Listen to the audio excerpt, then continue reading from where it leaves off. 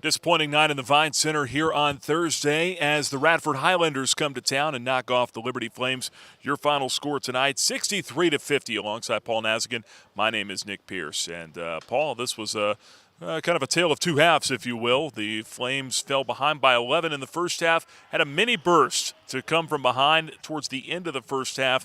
Some three-pointers from Scotty James and a layup from Ryan Kemwright just before the buzzer gave Liberty a 32-30 lead going into the locker room. But then in the second half, Paul, we saw Radford come to life offensively, and the Flames just could not find the bucket.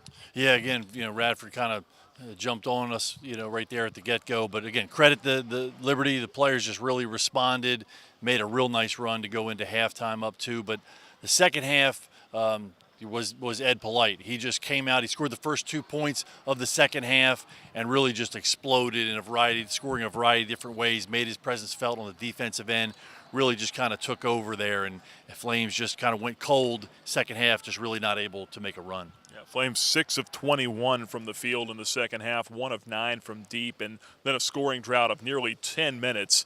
It's tough to win any ball games like that. Paul, what was going wrong for the Flames there in that drought? Well, I think they were getting shots.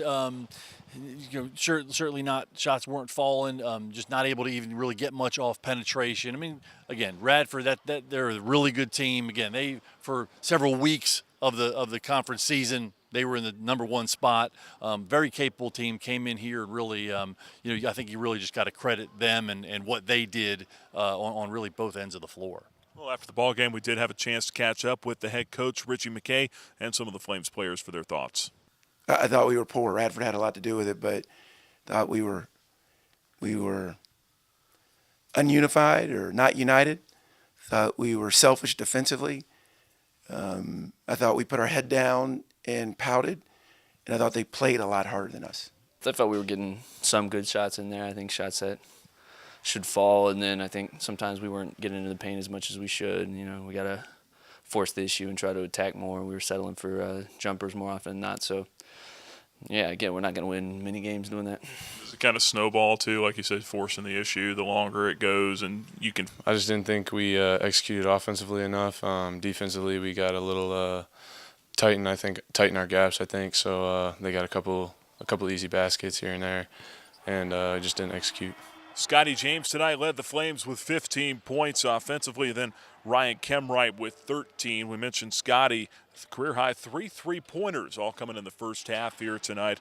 Also in double figures, Georgie Pacheco-Ortiz with 10. But, Paul, as you said, Ed Polite Jr., the guy tonight, he led all scorers and the Radford Highlanders with 23 points. They put 2 others in double figures as the Highlanders win it by 13 here in the Vine Center. So, you look at it now, the Flames are now 8-9 in the Big South, and looking ahead to Saturday, the regular season finale here on this floor, Liberty will host High Point, and really must win for the Flames if they want to have a shot at a top 6 seed.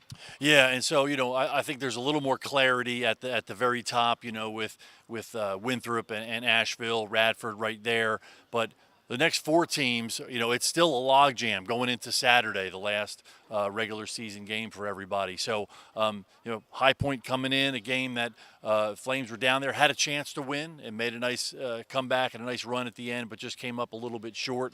So, again, everything's riding on it. You really got to get that one Saturday. Then it may kind of come down to tiebreaker scenarios. But again, just one at a time. That's always been the focus of this team. So can't look ahead to the tournament. Come in here Saturday. Really have to be fired up. Bring the energy. Should be a great crowd with college for a weekend. So a lot to play for. I look for those guys to really respond. I know in the locker room it stings right now, and I look for those kids of character to really come out and fight on Saturday afternoon. Yeah, and it'll also be senior day here for the Flames as well.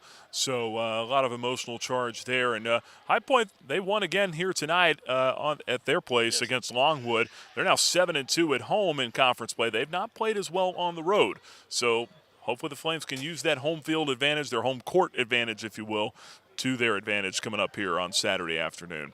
Tough one here tonight, though. Liberty drops to Radford by the final score of 63-50. For Paul Nazigan, my name is Nick Pierce.